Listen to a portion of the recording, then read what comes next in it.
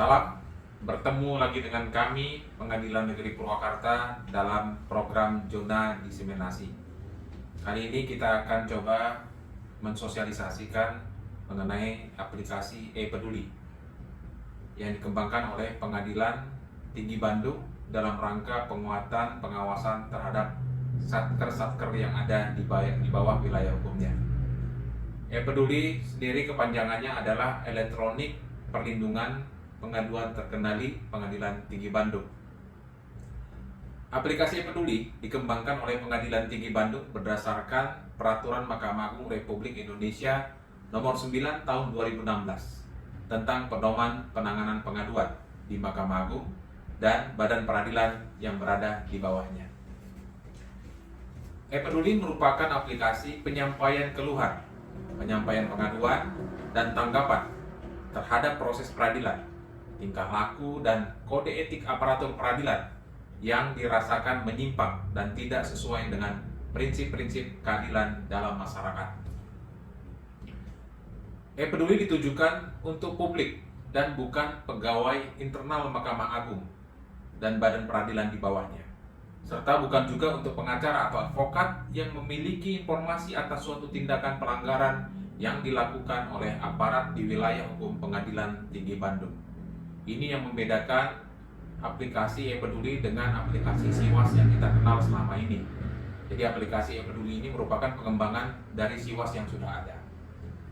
Untuk SIWAS seluruhnya baik internal badan peradilan dan seluruh orang yang merasa mempunyai keluhan ataupun mempunyai pengaduan di dalam SIWAS bisa memasukkan, tapi khusus untuk aplikasi e-Peduli yang dikembangkan oleh Pengadilan Tinggi Bandung ini hanya berlaku untuk publik.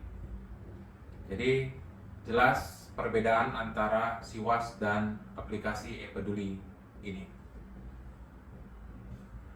Adapun asas-asas dalam e-Peduli, yang pertama adalah asas keadilan, yang kedua asas ketertiban, yang ketiga asas kepastian, yang keempat asas kemanfaatan, dan yang kelima asas kedamaian.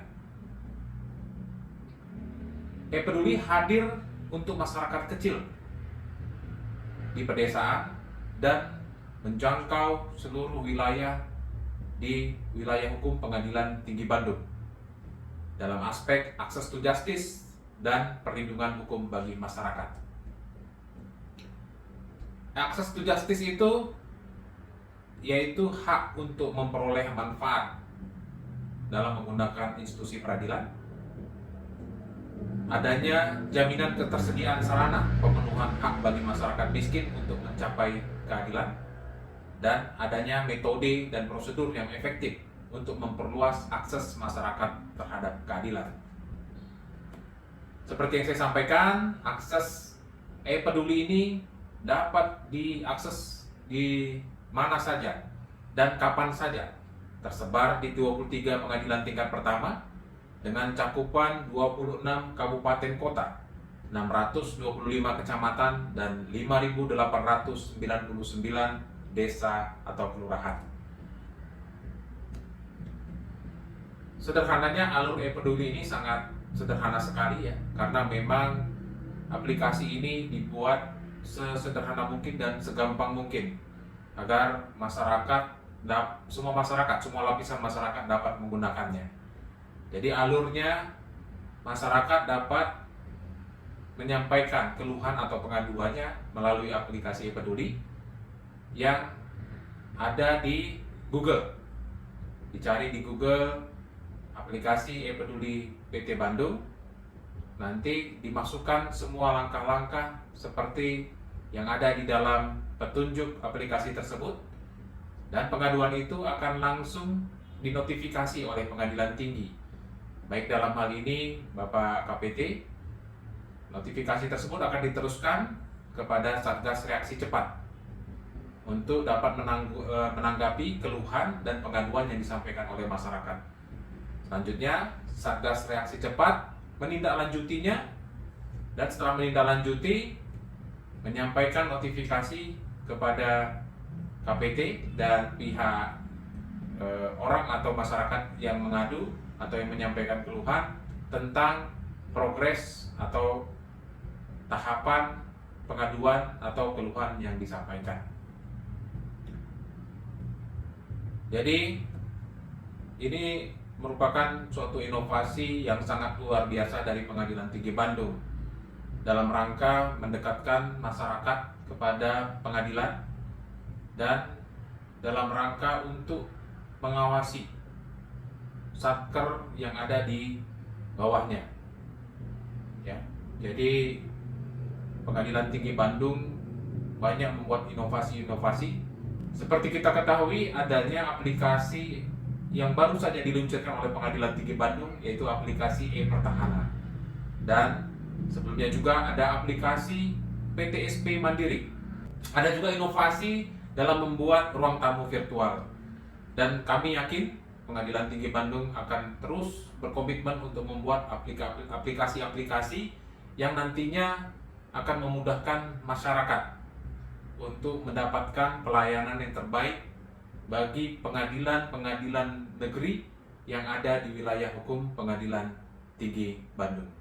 Sebagaimana yang telah saya sampaikan sebelumnya, bahwa aplikasi e-Peduli ini dirancang semudah mungkin untuk dapat digunakan oleh masyarakat pencari keadilan hingga ke pelosok pedesaan sewilayah hukum Jawa Barat. Untuk itu saya akan sampaikan panduan secara singkat bagaimana cara kita menggunakan aplikasi e-Peduli tersebut. Langkah pertama yang kita lakukan tentu saja kita akan mencari aplikasi tersebut di Google dengan kita ketik aplikasi e-Peduli Pengadilan Tinggi Bandung. Kita cari, setelah dapat otomatis akan masuk ke dalam halaman utama aplikasi e-Peduli. Setelah kita masuk ke halaman utama aplikasi e-Peduli, kita diharuskan untuk memasukkan data. Data apa saja yang harus kita masukkan? Yang pertama, data mengenai nama lengkap kita sebagai masyarakat yang mengajukan pengaduan atau keluhan. Setelah itu tidak lupa juga kita memasukkan data nomor handphone yang sudah terdaftar dalam aplikasi WhatsApp. Jadi hanya bisa terhadap nomor handphone yang sudah ada atau terkoneksi dengan aplikasi WhatsApp. Ini gunanya apa? Agar nanti kode verifikasi yang dikirimkan melalui WhatsApp dapat diterima oleh masyarakat yang mengadakan ataupun masyarakat yang mengadukan atau menyampaikan keluhan di dalam aplikasi e-Peduli. Oke, setelah kita memasukkan data-data tadi, maka kita akan mendapatkan kode verifikasi yang akan dikirimkan melalui nomor handphone atau aplikasi WhatsApp yang di dalamnya. Dan kode verifikasi itu hanya berlaku 1 menit, jadi harus segera ditindaklanjuti. Dan juga kode verifikasi itu hanya berlaku untuk 1 laporan. Setelah kita mendapat kode verifikasi, maka kita diharuskan untuk mengisi form verifikasi. Kita segera memasukkan, jangan lebih dari 1 menit, kode verifikasi dari pesan WA yang kita dapat. Setelah itu kita klik tombol verifikasi. Lanjut, setelah kita klik tombol verifikasi, secara otomatis nanti ada notifikasi yang menyatakan bahwa verifikasi telah berhasil. Setelah dinyatakan verifikasi berhasil, selanjutnya kita akan mengklik tombol lanjut. Dan setelah kita mengklik tombol lanjut, di situ di dalam aplikasi tersebut ada keharusan kita untuk melampirkan foto eKTP. Klik tombol lampirkan KTP, kemudian pilih KTP yang telah di-scan. Ya, foto eKTP, kita lampirkan KTP yang telah di-scan. Setelah itu baru kita klik lanjut. Setelah langkah tersebut yang tadi saya sampaikan sudah kita laksanakan, selanjutnya aplikasi e-Peduli akan membawa kita kepada form ataupun kolom mengenai saran laporan pengaduan. Di situ kita bisa mengetikkan berupa pesan apa saran atau apa laporan atau apa pengaduan yang kita sampaikan. Ya, jadi di situ bisa beberapa karakter pesan yang kita tulis, dan ini saya rasa cukup untuk kita membuat pengaduan secara ringkas dan padat. Setelah kita masukkan di dalam kolom saran laporan pengaduan, Maka setelah itu kita klik tombol lanjut dan kita akan dibawa kepada dokumen pendukung. Ya, tentu saja yang berkaitan dengan laporan atau pengaduan yang kita sampaikan. Dokumen pendukung itu ternyata di dalam aplikasi ini juga opsional sifatnya. Jadi jika ada, tidak keharusan ya. Jadi terhadap dokumen pendukung tidak keharusan. Apabila ada bisa dilampirkan dalam bentuk e-doc. Ya, jadi sudah pasti kalau umpamanya dalam bentuk e-doc, langkah yang harus kita ambil adalah dengan cara apabila itu berupa surat, kita harus men-scan terlebih dahulu dan dimasukkan ke dalam e-doc yang ada di aplikasi e-peduli tersebut. Selanjutnya, setelah kita masukkan apabila ada dokumen pendukung, kita klik tombol kirim dan otomatis laporan yang dibuat telah diterima. Dan di dalam laporan tersebut ada nomor registrasi yang dikirimkan melalui WA. Nomor registrasi ini pastikan tetap harus disimpan karena ini adalah nomor yang dapat digunakan untuk memperoleh informasi tindak lanjut dari laporan yang disampaikan melalui aplikasi e-peduli. Jadi kami ingatkan harus disimpan nomor registrasi yang diterima melalui WA kita yang dikirim oleh aplikasi e-peduli, dan ini nanti digunakan supaya kita dapat memantau laporan atau pengaduan yang kita sampaikan tersebut, tahapannya atau prosesnya sudah sampai di mana. Untuk mengetahui proses pengaduan ataupun laporan yang kita sampaikan itu sampai di mana atau apakah pengaduan tersebut sudah ditindaklanjuti atau belum, di dalam aplikasi e-peduli tersebut ada mengenai informasi pengaduan. Ya, jadi kita klik mengenai informasi pengaduan, terus kita diharuskan untuk memasukkan kode token untuk mendapatkan informasi lebih lanjut. Jadi kode verifikasi yang kita dapat melalui WA yang kita simpan tadi, kita masukkan dan kita klik tombol cari, otomatis nanti akan keluar